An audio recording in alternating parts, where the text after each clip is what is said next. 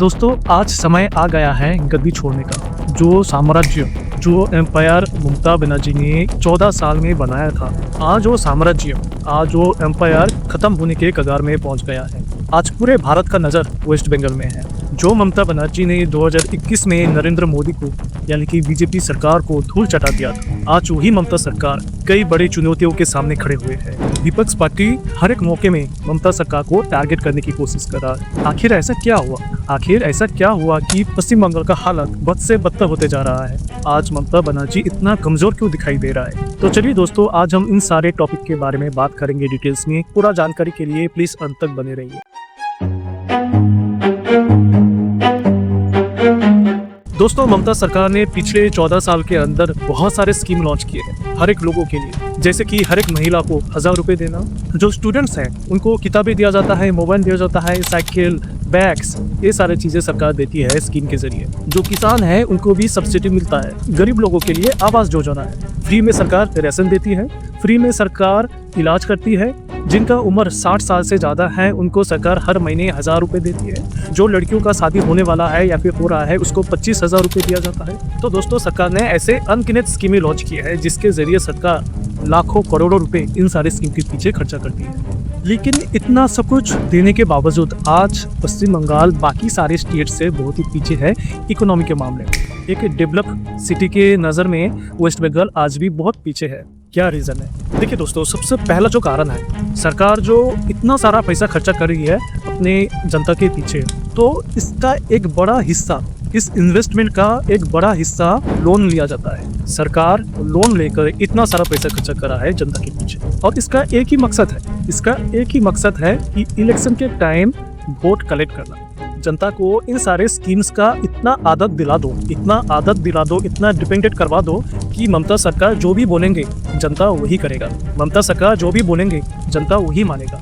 और इसी तरीके को, इसी प्रोसेस को यूज करके ममता सरकार आज तक इलेक्शन जीतते आए हैं। और जो सच बात है, ये जो स्कीम्स के जरिए एक्चुअली फ्री वीज दिया जा रहा है, और फ्री वीज देकर कभी भी किसी भी स्टेट का इकोनॉमिक ग्रोथ नहीं होता है। अब दोस्तों, किसी भी स्टेट का इकोनॉमिक ग्रोथ डिपेंड करता है कि उस स्टेट के अंदर कितने कंपनी ने इन्वेस्टमेंट किया है, कितने फॉरेन कंपनीज अपने स्टेट के अंदर इन्वेस्टमेंट किया है, कंपनी खोला है, फैक्ट्रीज ओपन किया है। तो इस मामले में अगर देखा जाए तो वेस्ट बंगाल में कोई भी बड़ा कंपनी अपना फैक्ट्री नहीं लगाया है। आज अगर आप गुजरात में, पुणे में, हैदराबाद में जाओगे, वहाँ पर मल्टीनेशनल कंपनी आपको दिख जाए।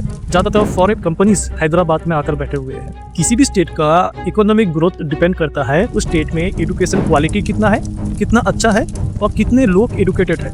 आप बिलीव नहीं करोगे कि वेस्ट बंगाल के लोग एडुकेटेड है, लेकिन वो फर्जी। ममता सरकार ने खुद ही बता दिया है कि कोई बंदा अगर वो कम नंबर उसको मिलता है, फेल कर जाता है, तो उसका नंबर इंक्रीज करके उसको पास करवा दो।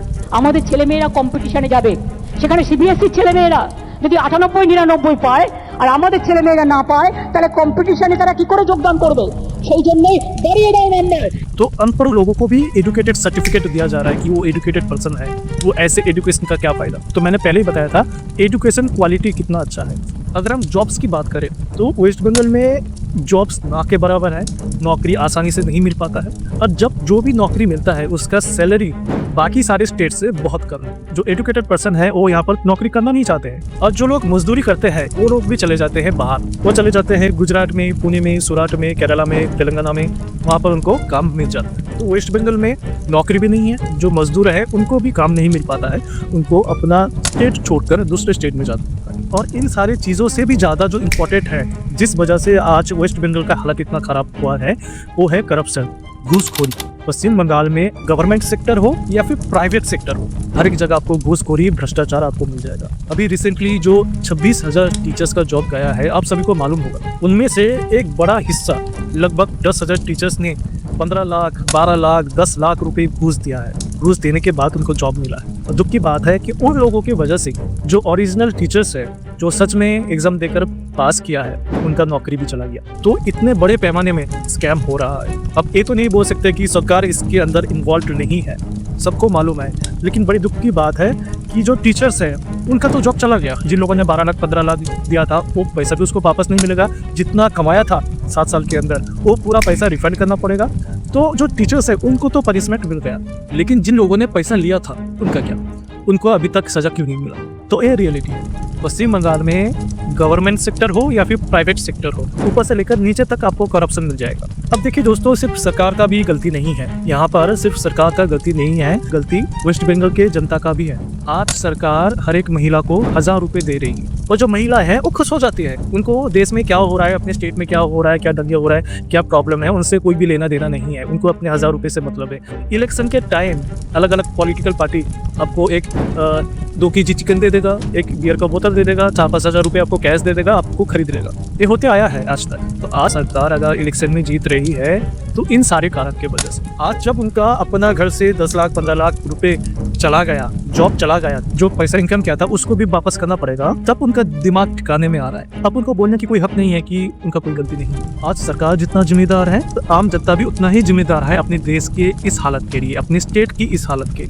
आज हालत ये है कि 28 स्टेट के अंदर, 28 राज्यों के अंदर वेस्ट बंगाल का हालत सबसे खराब है। दोस्तों एक बात मैं अंत में बताना चाहूँगा, आज मुर्शिदाबाद में, मालदा में या फिर कलकत्ता के अलग अलग जगह पर जो मारपीट हो रहा है, जो हिंसा हो रहा है, जो गुंडागर्दी हो रहा है, उसके पीछे अगर वेस्ट बंगाल सरकार, गवर्नमेंट अगर डायरेक्टली या फिर इनडायरेक्टली इन्वॉल्व है, या फिर जो 26,000 टीचर्स का जॉब गया है, सरकार अगर उनको जॉब नहीं दे पाता है, तो इस बार ममता सरकार इलेक्शन में जीतना बहुत ही डिफिकल्ट हो जाएगा। चाहे कोई भी सरकार आए, बीजेपी सरकार आए या फिर ममता सरकार आए या फिर कांग्रेस सरकार आए, कोई भी आए, जब तक जनता अपने स्टेट के बारे में नहीं सोचेंगे, डेवलपमेंट के बारे में अगर नहीं सोचेंगे, तो हालत वही रहेगा, उससे भी खराब होगा। कोई भी पॉलिटिकल पार्टी आम जनता के बारे में नहीं सोचेगा, वो चाहे कोई भी कुछ भी कहे। तो दोस्तों आपका क्या राय है, आप कमेंट करके बता सकते हैं। और साथ में अगर आपको मेरा ये वीडियो अच्छा लगा तो प्लीज़ चैनल को एक बार सब्सक्राइब कर लीजिए।